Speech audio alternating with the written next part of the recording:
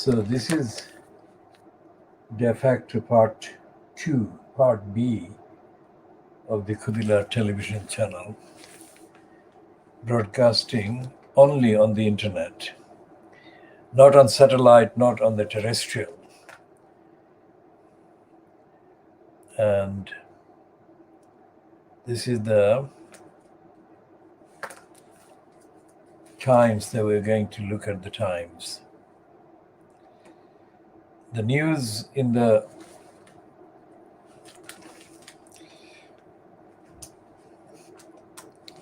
social media spheres updates on the state of the spread of the COVID-19 virus across India is alarming. And the reason why the virus is getting worse across India is to do with the lack of democracy and the lack of accountability by the corrupt, hateful, Brahminist nationalist cabal that has been fronted by the criminal Narendra Modi for too long. And only in the last week has the Congress shown any sign of life at all. But that is not really genuine, because it's the former Prime Minister that has come into the fore, and the Nehru family is completely dead, politically dead,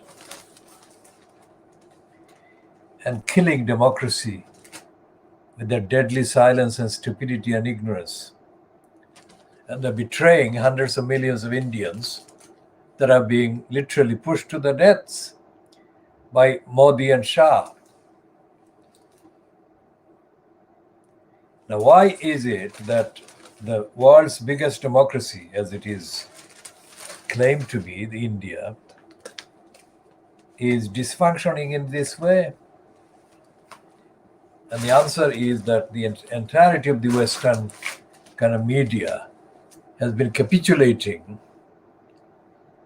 and has been kind of corralled into capitulating to the Brahminists, nationalists, destroying India. And the people in the northeastern states of India have never been served at all for 74 years now, 74 calendar years. And there is no sign that there will be much change in terms of the delivery of service and the protection that the people deserve and need urgently.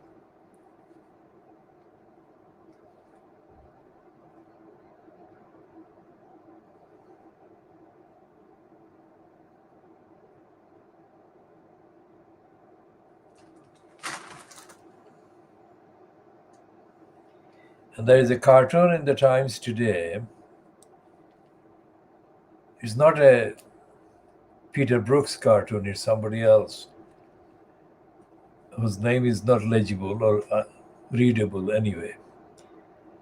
And it's the other one that pops up, apart from Peter Brooks, more often than anyone else. Can you spare a chum? That is the begging bowl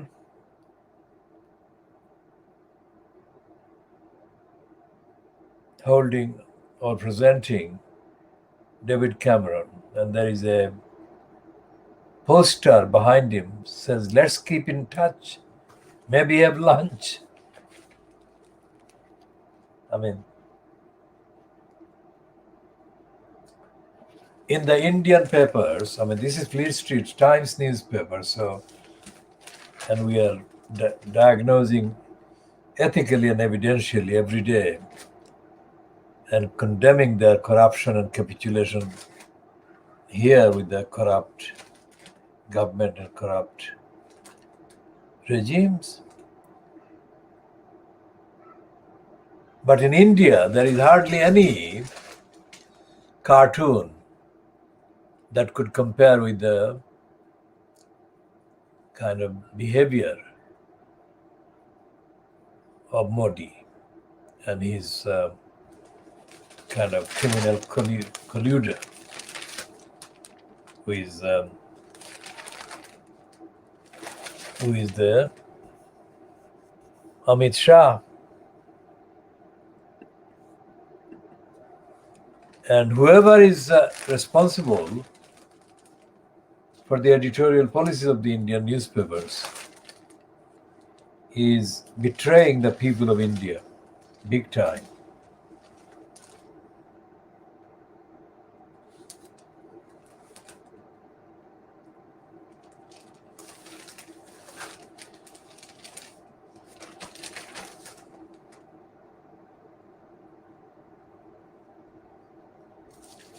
And they got a stupid piece about people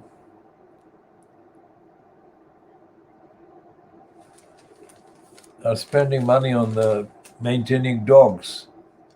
We shall be looking at that later as part of the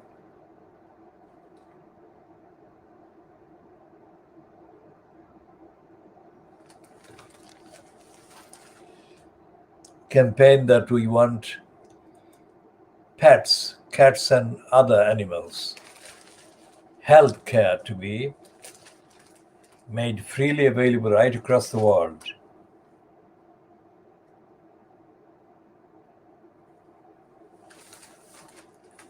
We shall be doing that in a series that will continue until this is recognized and action taken to provide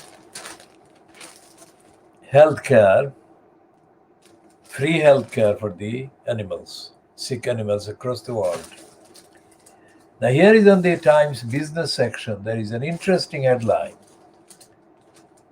It is completely unlike the Times' political agenda, but it's absolutely something that resonates with the majority of the people outraged by David Cameron's corruption and sleaze and criminality.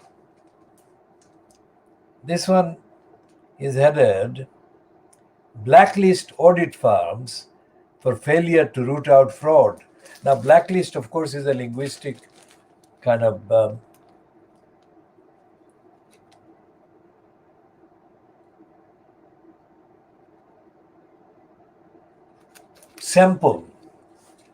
linguistic sample of the racism. But the alternative that I have used to blacklisting, like proscribed, it doesn't carry the traction because it's not used by hardly anyone uses the word proscribed. And proscribed is the nearest available alternative to blacklisting. So that is the explanation for my accepting, for the time being, the word blacklisting as part of the vocabulary that is in need of being used to get across the actual substance of the message, which is that investors are urged to vote against reappointments. Now, let's look at the actual first two paragraphs. Several large audit firms will be blacklisted in this year's annual shareholder meetings. And it's written by somebody called Catherine Griffiths, described as banking editor of the Times. So several large audit firms will be blacklisted in this year's annual shareholders meeting by PRIRC, an advisory service that believes they are not doing enough to tackle corporate fraud.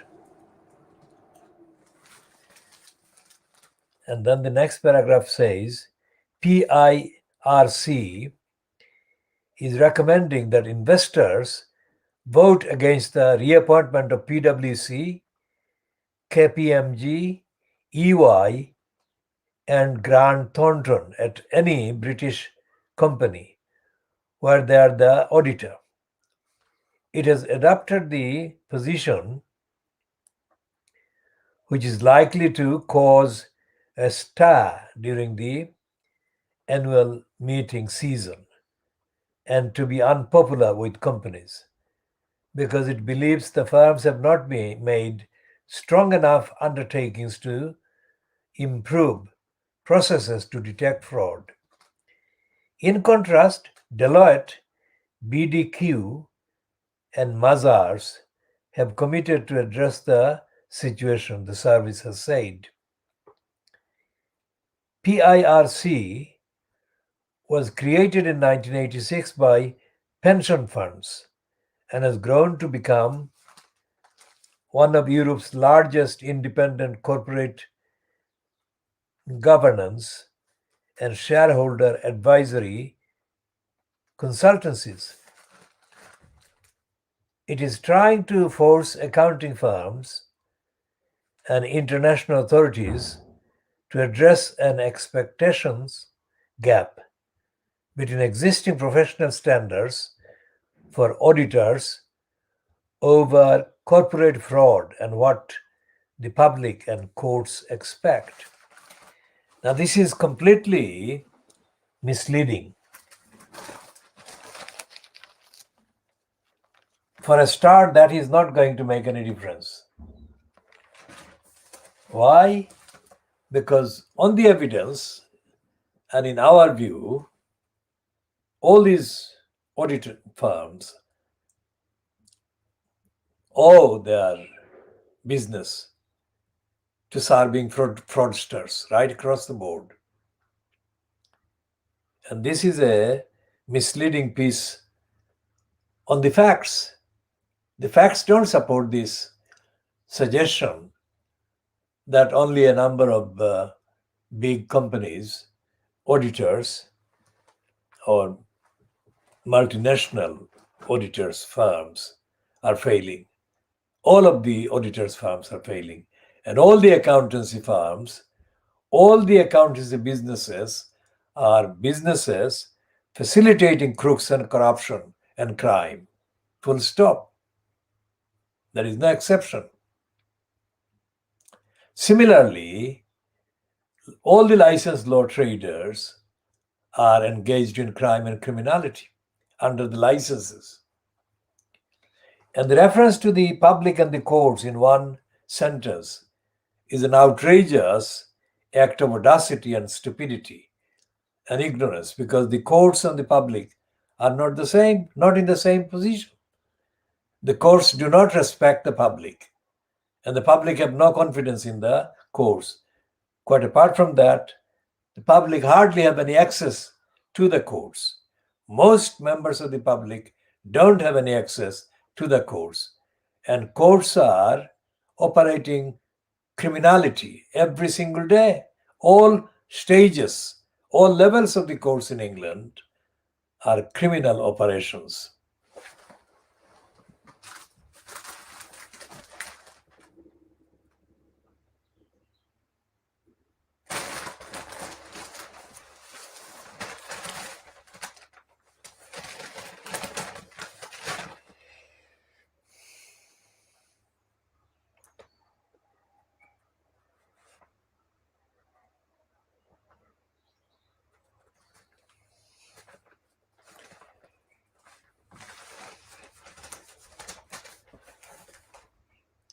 Now, here is a strange piece there from Berlin.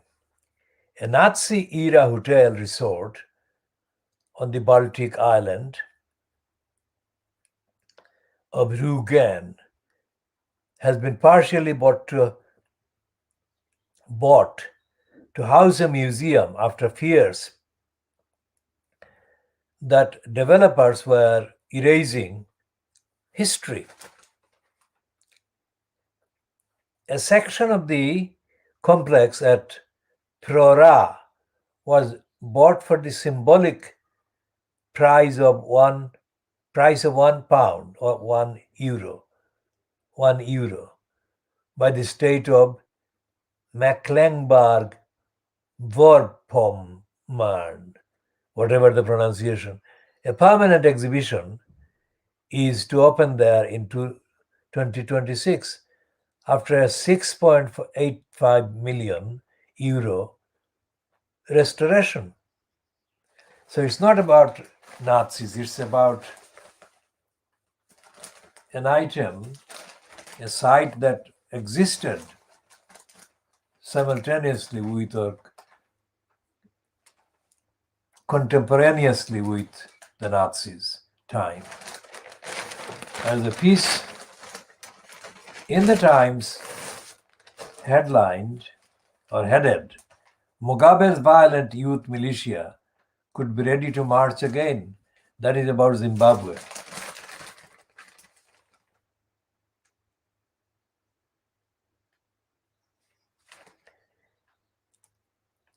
And it's a national youth service program that spawned a violent militia that carried out some of the worst excesses of Robert Mugabe's rule in Zimbabwe is to be revived. And it says Kirsty Coventry, looks like a white woman, 37, the Minister of Youth, and the only white person in the government, proposed its resurrection to instill patriotism and loyalty among the people aged 18 to 35, according to a cabinet briefing note. So it has provoked fears that the unit is being readied before a bloody general election in 2023 and has led to fresh criticism of Coventry, a retired Olympic swimmer.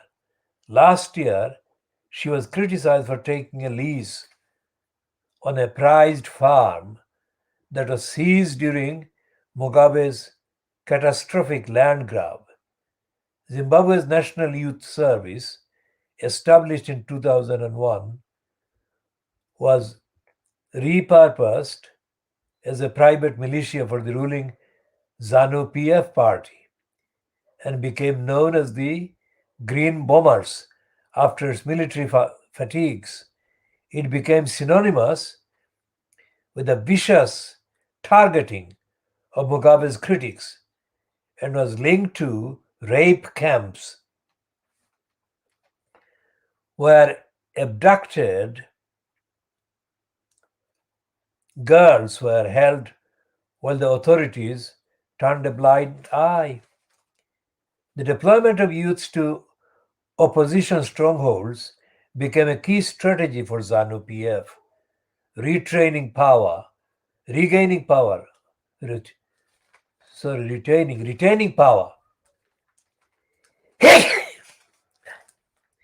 in elections in the early 2000s. Henry Chimbiri, 59, recalled having his leg and kneecap broken by 10 Green Bombers in 2005 when he was campaigning for election on behalf of the opposition movement for democratic change. They were demonic and brainwashed into doing the dirty work for the regime. Now, this is what this behavior of this woman, Kirsty Coventry, is doing. She is behaving like a white version of the Uncle Tom and a stooge. And there is absolutely no excuse for allowing her to remain in that post, let alone to get involved in doing this serial crimes and reviving the culture of massacre and mass murders.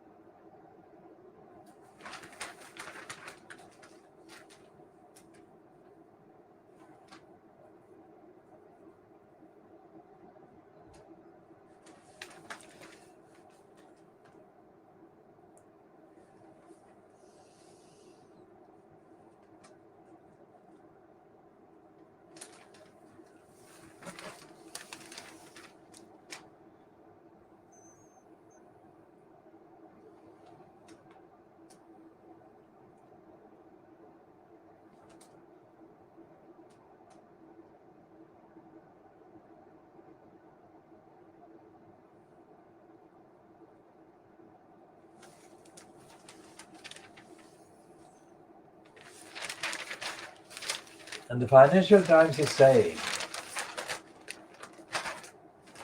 that Biden's push to end the forever war in Afghanistan leaves Afghans in fear of Taliban retribution. Now, this is ridiculous because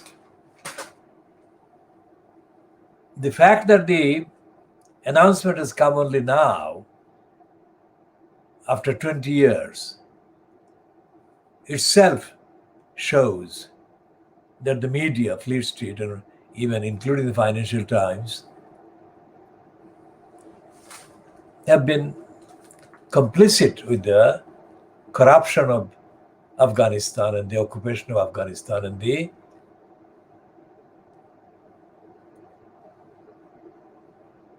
denial of the abilities on the part of the Afghan people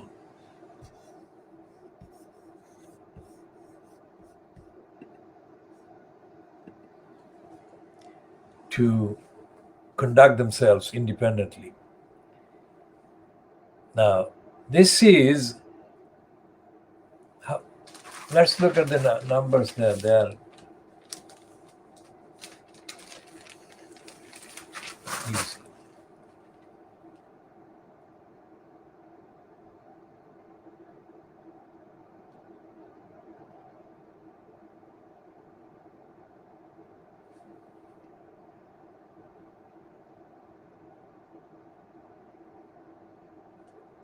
So, US troops withdrawal brings warning of return to Islamist brutality and regional power struggles. Now, why is it that the Financial Times, which would not accept that it is like the Sun, Trevor Kavanagh, or the Daily Mail, why has the Financial Times not discussed these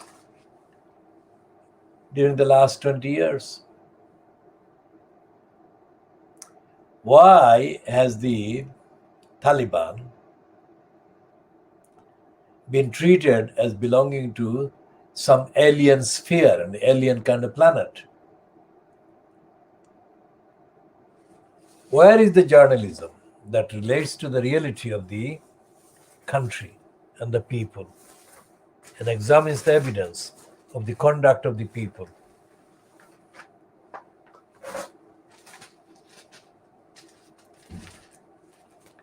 Because the dependence on the American troops by the ordinary people shows the dependence that has been created by indoctrination.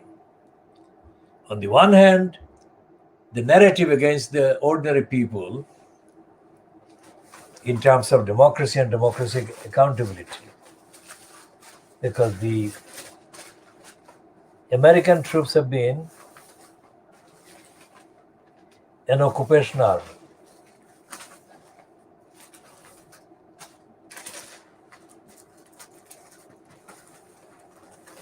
And they are not being held to account for what they've been doing and what they've been kind of brainwashing the people into believing. And this is the typical classic pattern that created by empire and imperialism.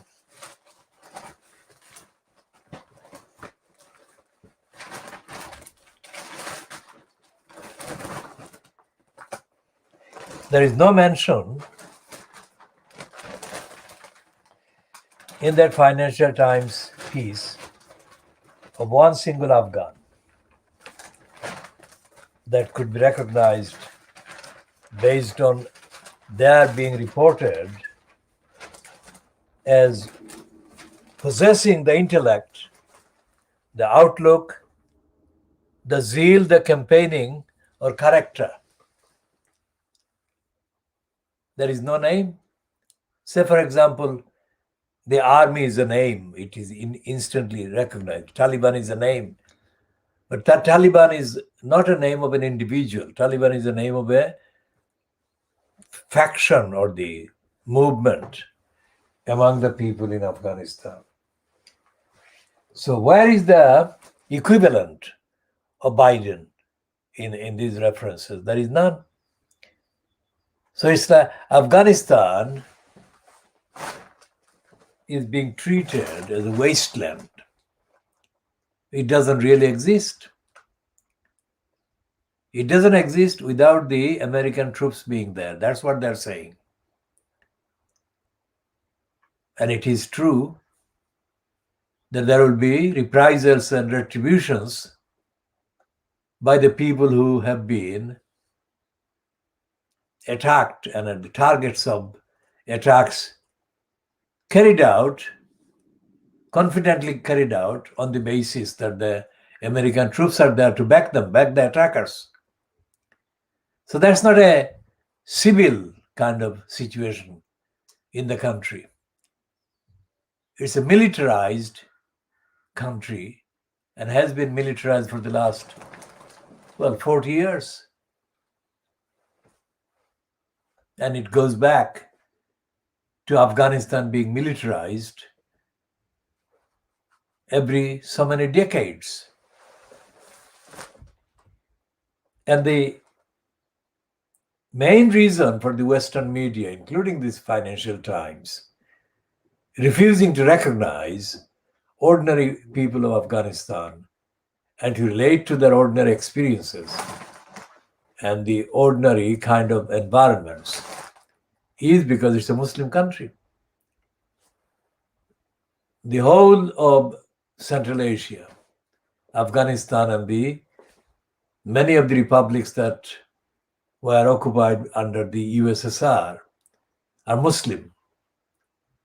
And Afghanistan is part of a Muslim territory, big Muslim territory. Afghanistan, Turkey, Pakistan, Iran, all of these, and then Saudi Arabia, Iraq, Syria, these are Muslim countries. And if you look at the media coverage and the outlook, the attitude the media takes towards that huge Muslim population or Muslim populated parts of the globe planet, you can see that part has been singled out for hundreds of years by let's say the British media, the Western media, French media, German media, let's say, for hostile treatment. It's like a state, different kind of level of heat, but heat nonetheless existing between the Muslims and the Christians in the main, population-wise. Not talking about the kind of presence of theological policies, at least formally. The Western European countries are mainly populated by Christian origin people. And they are looking at the Muslim population there, Central Asia and the Middle East, so-called. And Afghanistan, despite the various demographic differences between its populations and the populations of neighboring countries to the south. So Pakistan, Iran, and that way Turkey, and so on. Afghanistan is a Muslim country essentially. Just like the Western propagandists did with the child Malala Yousafzai, who has been made a Nobel laureate. I mean, this is extraordinary. Of course, she has suffered. But to make a Pakistani Muslim girl of her age a recipient of the Nobel Prize, of course, it is an achievement for her and her father and her parents and family. But proportionately, the amount of importance the West has given to her is not given to any other Muslim woman, or let alone man. And what that creates and has created is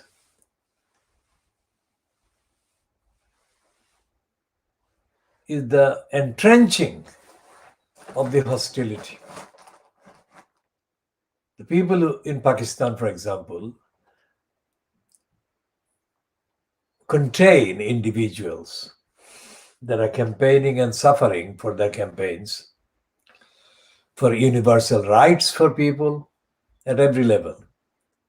They're never even mentioned. Okay, don't give them a Nobel Prize, which I don't kind of think is the right barometer, but it does indicate the state of hostility shown towards Muslims by the West. And so therefore, when the Burmese, under the leadership of, or the Burmese military regime, under the leadership of Aung San Suu Kyi, or Aung San Suu Kyi, carried out the genocide following carrying out the massacres of the Muslims, also known as the Rohingyas, in 2017. When the massacre was followed by the genocide, and the victims and targets of the rest of the genocidist program were desperately trying to escape with their lives or escape alive. Any number of Rohingya Muslims died in the process, either in sea or on land under attacks. Of course, nearly 1 million of them have had to find a physically proximate place, which has been found in Cox's Bazar, very near the Burmese border, the nearest physically accessible, that is. And the rest of the victims and their children are still floating for secure refuges and asylums. And only in the last few days, Narendra Modi in India successfully deported a Rohingya child back to Burma. Now, there has been no outrage in the West about the treatment by Modi of that child.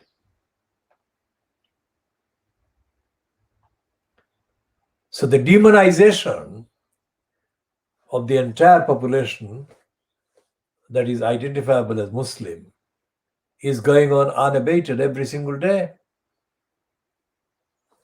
In the West, in two ways. One is by silence, like the Fleet Street doesn't recognize these victims, the Muslim victims of the genocide. And the other is by complicity. For example, when this genocide took place, Johnson was in post as Theresa May's foreign secretary. That is, he was the cabinet minister in the name of the foreign affairs in Theresa May's cabinet. Johnson didn't go any step with any recognition of the genocide even having taken place, let alone the impact on the people who survived the genocide and were still under threat. I mean, he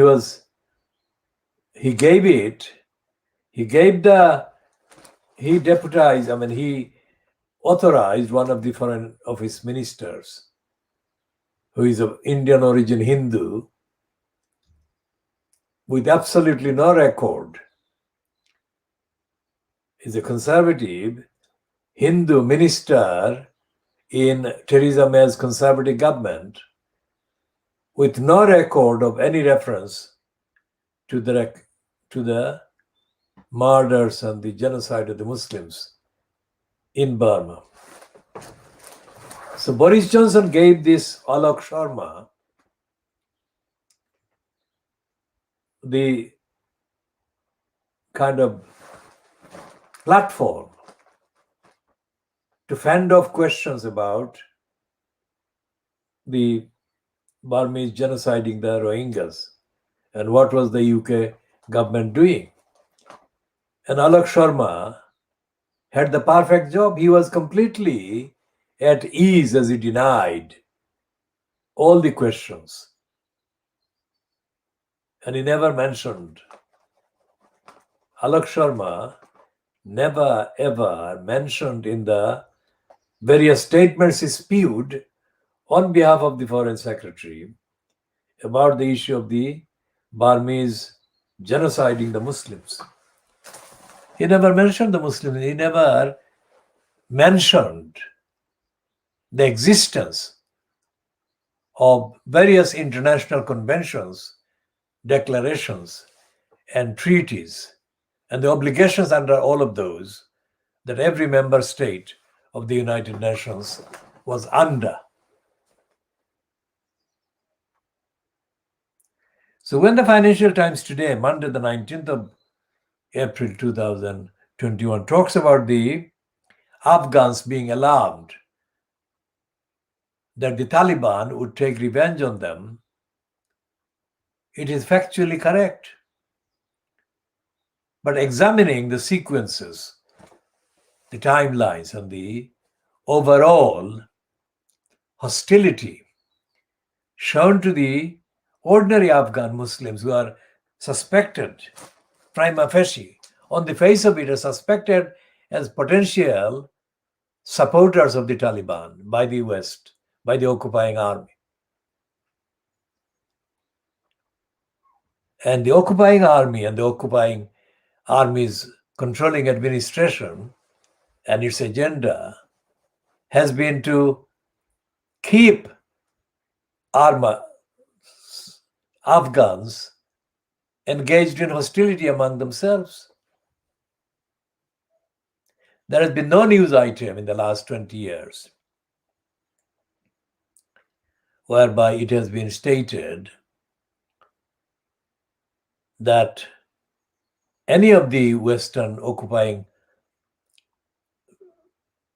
armies kind of controlling governments, whether fronted by Trump, fronted by Obama, or fronted by Belayar, because he was involved in the fast deployment of the Western armed occupying armies in Afghanistan.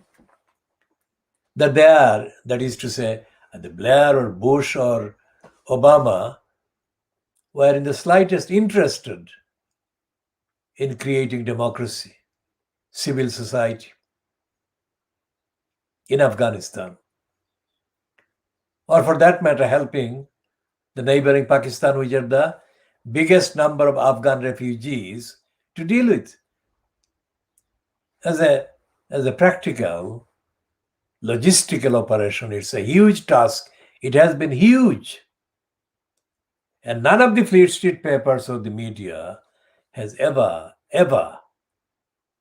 even tokenistically, even as a pretense, shown any recognition for the efforts that the Pakistan people have invested in helping the huge numbers of people from Afghanistan. That's the reality. So when Priti Patel talks about refugees and asylum seekers, and she threatens military action against the terrified asylum seekers trying to escape alive from the sea, she comes across on the facts as being worse than a criminal in denial. And she has never, Priti Patel has never ever acknowledged the humanitarian catastrophe created by the Afghan country, Afghanistan being serially occupied by serial Western powers. That's the reason why so many Afghans have lost their lives in trying to reach the UK as refugees or as asylum seekers, because their lives are under serious threats in Afghanistan itself. The BBC News presenter, I don't watch BBC News television anymore. I have stopped watching BBC News television slots from December 2019 after the election of the congenital liar Boris Johnson and his cabal. It has become sick-makingly unacceptable to watch the BBC News channel. But in the years before I stopped doing that, there was a woman news presenter called Joanna Gosling. Now, Joanna Gosling was reading the news one day on the BBC News channel. And she read a news item about an explosion occurring while the Sri Lankan cricket team was visiting Pakistan. And Joanna Gosling didn't read about that. She started by saying that Pakistan was going to disappear. That was what she led with. It was an explosion, and many in Pakistan believed that the explosion was done by an enemy of Pakistan, whatever the enemy was. It couldn't have been any Pakistani, because it did not help Pakistan's interest in the sports. So somebody wanted to create dissension and hostility between Pakistan and Sri Lanka and damage the reputation of Pakistan. That was what. And Joanna Gosling played right into the script of those who were behind the explosion, sabotaging that cricket match between Pakistan and Sri Lanka. Now, Pakistan was a Muslim country.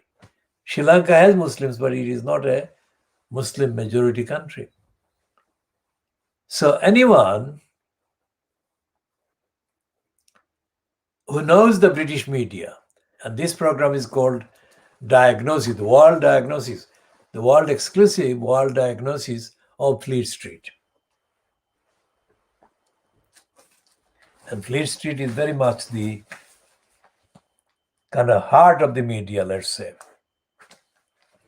Because all the prejudices like Joanna Gosling showed against Muslims, not just a country called Pakistan. Pakistan is only kind of demonized in the Western media as a name because it's a Muslim country. There are other Muslim countries, but in the location of Pakistan and the history of the British Empire, Pakistan becomes a useful enemy in the sense that to cite Pakistan in the inimical, hostile way that the British media does severe harm to Pakistan and the cause of Muslims, while it does the opposite, that it benefits any country or interest or agency that doesn't want Muslims to be settled and to prosper and to become democratic and fairly governed. And that's the background to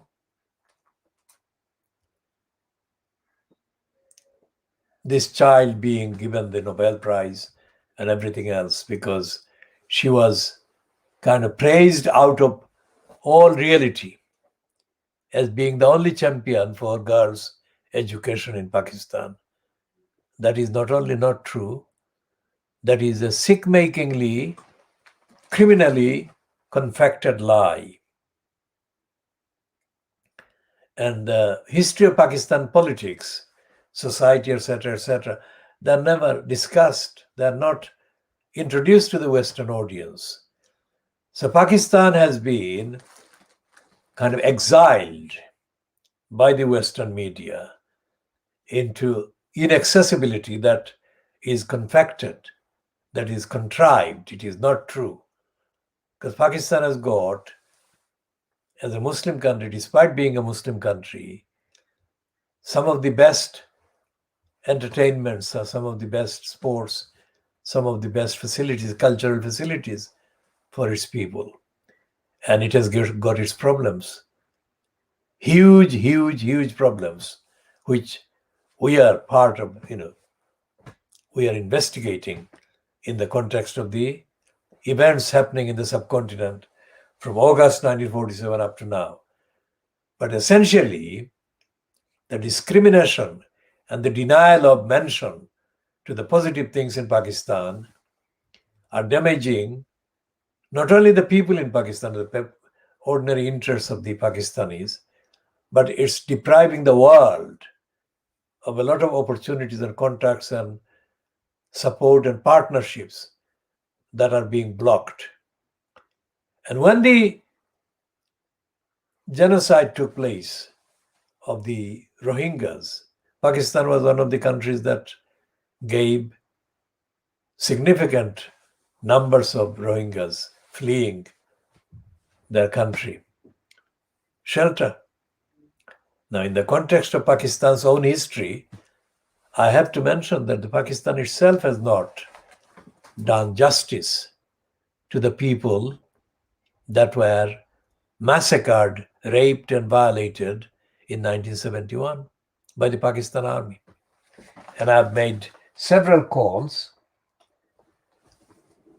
since we began broadcasting on this channel.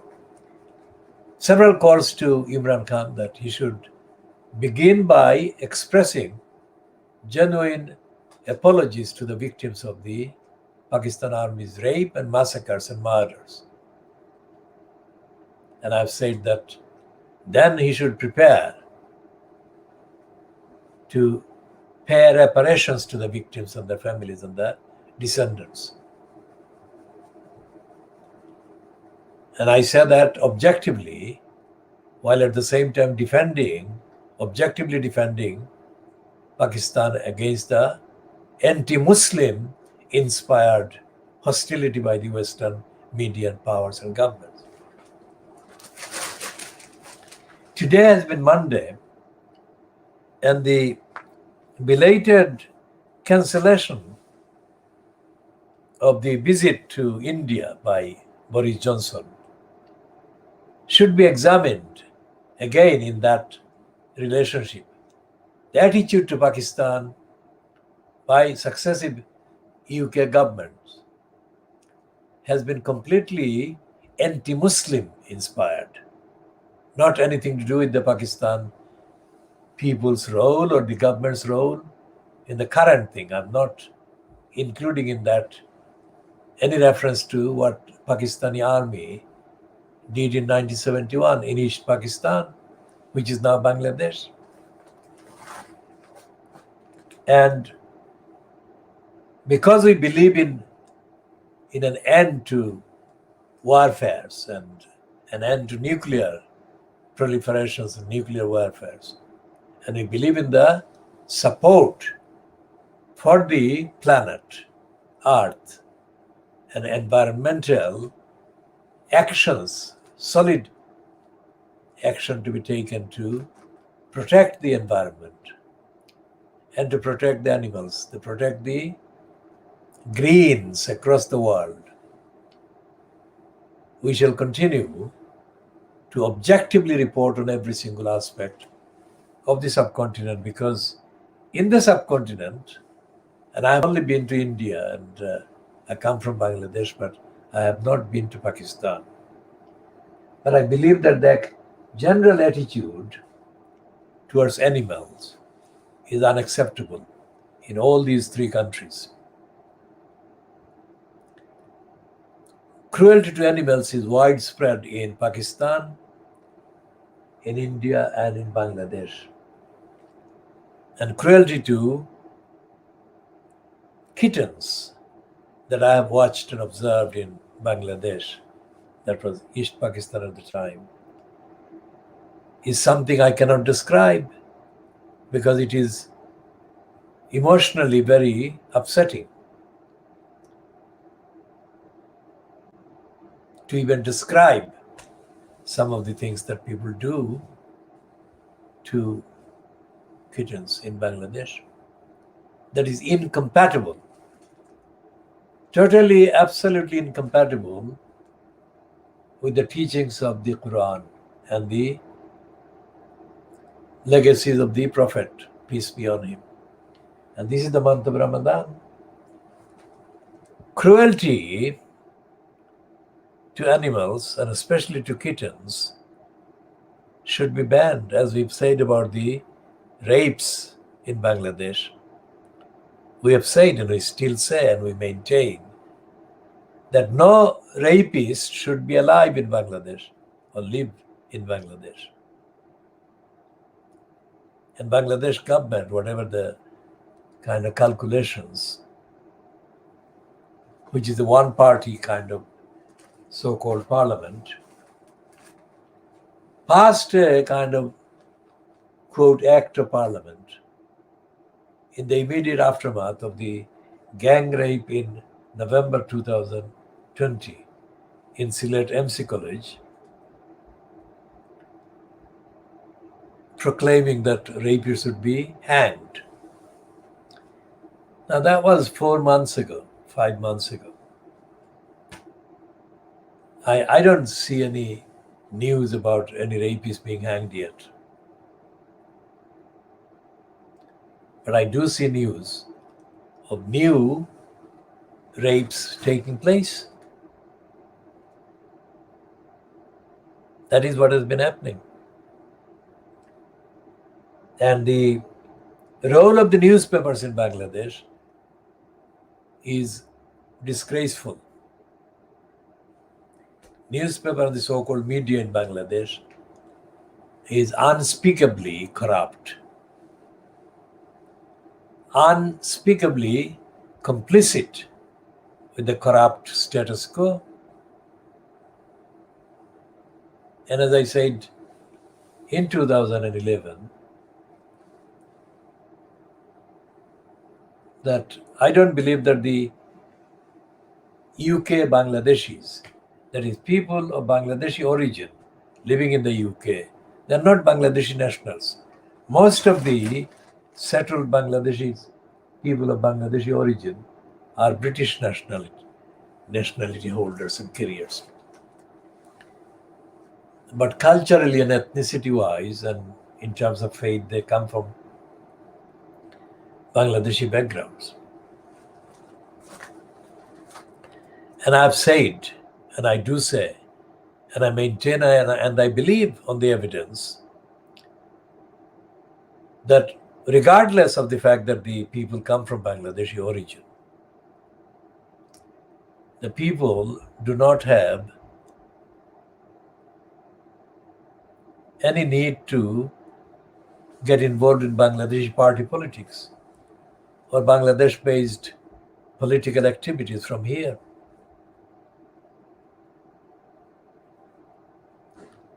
And the reason is simple. As everyday evidence shows, although we are settled here and living here, and most of the people who are carrying British kind of passports or whatever, the process of racism every day makes it very hard for the Bangladeshis or for the Indians or for the Pakistanis to feel securely settled in this country, in society. Most of the energy has to be invested in defending the very existence because of race and racism. So there is no time, there is no energy left to engage in Bangladesh-based politics, which is bad anyway, which is corrupt and nothing but criminal enterprise. So the best thing that the UK-based Bangladeshis should be doing is to make sure that they and their children and their relations, if they haven't got any children, but their relations, the neighbors, are undergoing constant process of education daily about how the racism works and how it impacts on the human rights on a daily basis, and how to stop racism getting worse, and how to put at the top of the agenda of politics here, based on the framework available in this country, how to put racism at the top of the agenda of action. This is not happening, but this should happen. And this is not happening because racists who control the agenda of the main political parties will lose. Career-wise, many of the racists would not be in positions if there was significant reduction in racist obstructiveness within their parties and groups. Many of the racists who are leading various groups and parties in this country are intellectually unfit, morally dead, and ethically on another planet. So they're unfit. And compared to them, many campaigners and many conscientious people among the Bangladeshi community in the UK are potentially equipped with more than the necessary skills and abilities to lead mainstream parties and mainstream political groupings and groups. When I say that in the full knowledge of the existence of the likes of the Tower Hamlets' disgraced elected mayor post holder Luthu Rahman. I'm not talking about the likes of him. I'm talking about those who are not like him. And there are quite a few to be found among the UK Bangladeshi population. But to make that happen, those people with the skills and with the character, with the integrity, with the quality of leadership and dedication to service to the whole of the electorate, that has to happen. And that cannot happen in a stifled, suffocated atmosphere created by the imposition of an elected mayor in the borough, in Tower Hamlets, let's say. So the Bangladeshi community in the UK is a separate, autonomous community, nothing to do with the Bangladeshi party politics at all. Because all the rules and all the obligations and requirements and the demands in society as social beings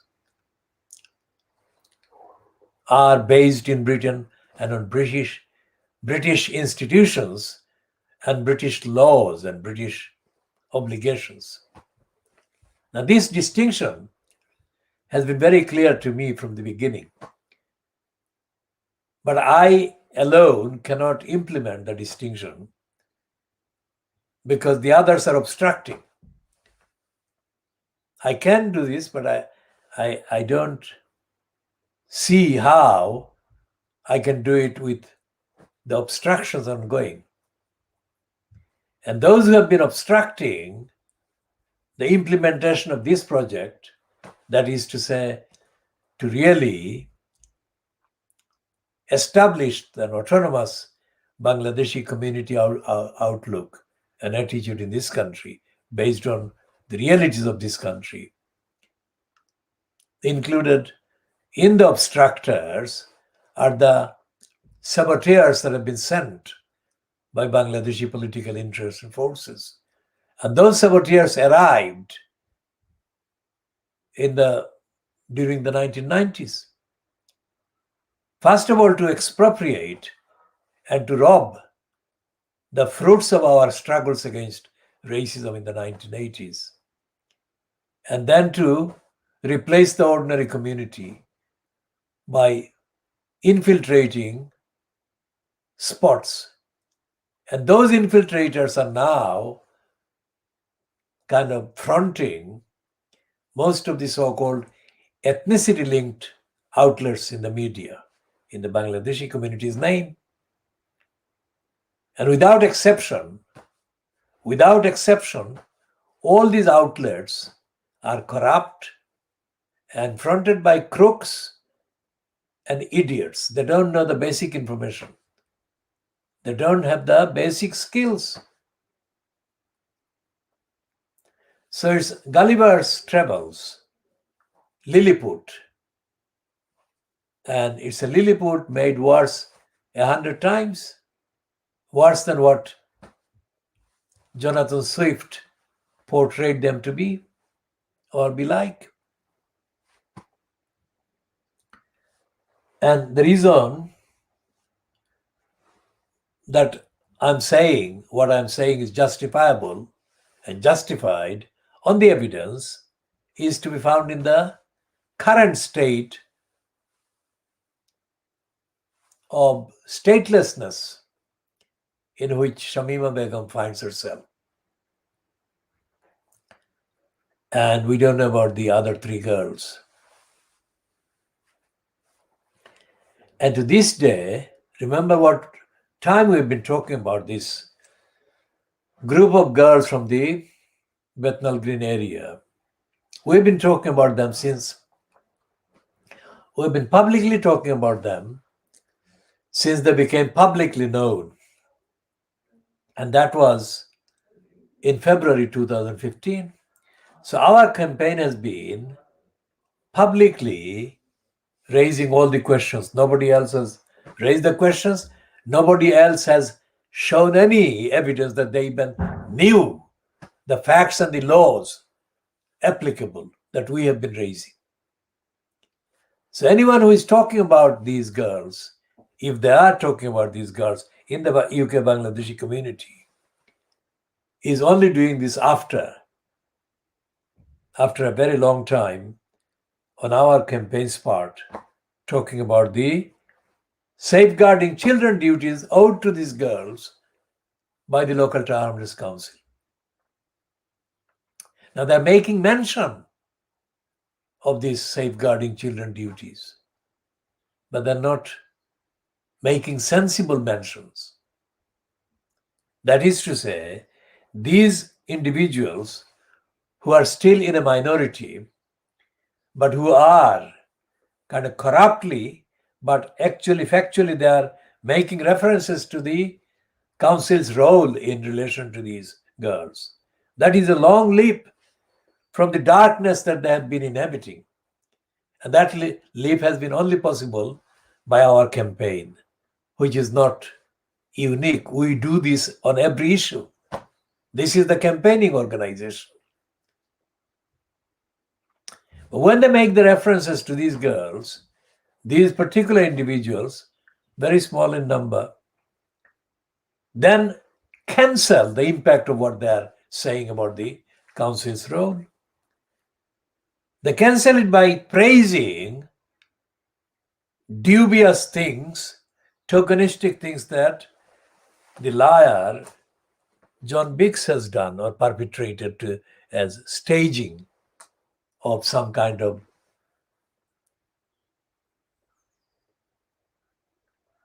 caring actions. He hasn't, because Town Council has owed the duties of care and safeguarding duties to these 4 girls. Let me just explain again in one sentence. If the council had done its duty, these girls would not have been out of this country, and they would not have been involved in the way that they have been in any jihad, Islamic State, or radical whatever. And I'm saying that, it would have saved. Imagine the absence of this whole series of events, and the existence of the facts that 4 girls from the Bangladeshi community in Tower Hamlets, well, Bangladeshi in terms of heritage, in terms of kind of ancestry and background and origin, not nationality, remember. These children have become, if not the first, but the second kind of identifier of the Bangladeshis in Tower Hamlets, and by extension the Bangladeshis as a whole in the UK.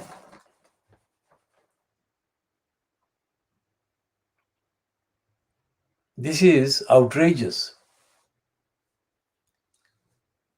because none of the elected councillors and councillors with Bangladeshi backgrounds began to be elected to Town Council in significant numbers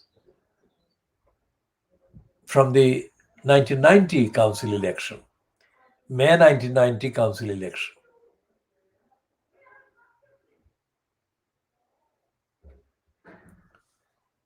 And therefore, it's not because there has not been a presence on the council of people of Bangladeshi origin as councillors.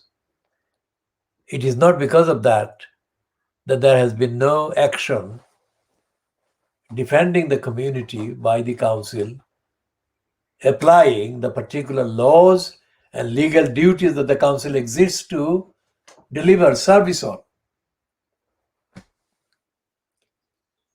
It's because the councillors, or those who have got in as councillors, lack the education, the real education, and the motivation, and the characteristic, and the character, and the morality, and the ethics, and the sense of responsibility and duty. All of them. Why am I saying all of them? Because all of them have been silent. If any of them had not been silent, I would have made mention of the one or ones that had not been silent, but all of them have been silent, and they remain so to this day, to my knowledge. Again, at this point, the disclaimer question to anyone viewing this: if you agree on the facts of what I'm saying, or if you have any question as to the veracity and the factual foundation of what I'm saying, then you can point this out to me by sending a direct message via Twitter. No conversation needed, just point out what fact exists or evidence exists to constitute a difference between my presentation, my version, my analysis, and the alternative. Remember, this is a program that is unique. And you can compare this, anyone can compare this by looking at the contents, the substance, and the orientation. We are universal, we are ethical, we are moral, we are transparent. And we are totally, utterly universal in that we are not doing this to profit or make any profit at all. It is our course, and we are trying to do it universally, share the enlightenment. Enlightenment is the content of what we are broadcasting. So this is Kudilar television channel being broadcast online from London, UK within quotation marks, because Scotland will be lost to the UK by Boris Johnson and the Conservatives, with the complicity by the idiots leading or supposedly leading the process of politically murdering the Labour Party as well. So the UK is within quotation marks in all our conscious publications. And this is coming to you wherever you are listening or watching from London in the UK. And we are broadcasting more than 2 or 3 editions. And we are broadcasting, this is the month of Ramadan. And this edition has been kind of brought to an end almost because of time, because the time for breaking the fast is about 35 minutes away. But we shall be talking about the duties of Muslims, whether fasting or not, during the month of Ramadan, and the significance of the month of Ramadan to humanity. One point I have to make about a man from India called Zakir Naik. I have seen a few of his videos, and I get the feeling that the huge numbers of people that are shown attending his events don't necessarily show to what extent those who are taking part in his events are fully aware or reasonably aware of the difference between his rallies and the absence of any rigorous examination of the evidence of Muslim preachers or Muslim scholars or Muslim leaders in the mosques and so on about holding Muslim decision makers to account and to bringing an end to all the injustices that are allowed to be carried out against Muslim children by Muslim parents and Muslim communities. I'm talking about the sexual exploitation, rape, and abuse, and other crimes against women that are allowed to continue, take place, and continue and go unpunished within the Muslim community, the Muslim populations.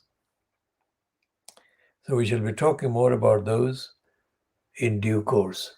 So this one is coming to an end.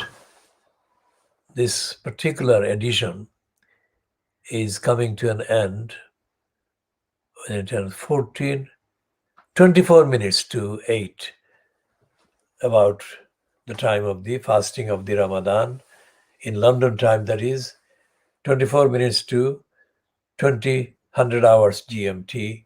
Today, Monday, the 19th of April 2021.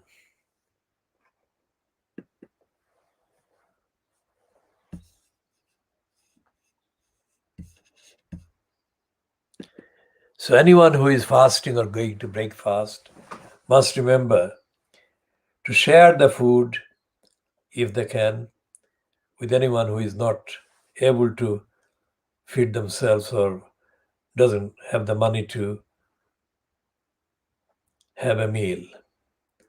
If possible, also help them with their housing, shelter, and be kind and generous to other human beings, whether Muslim or not.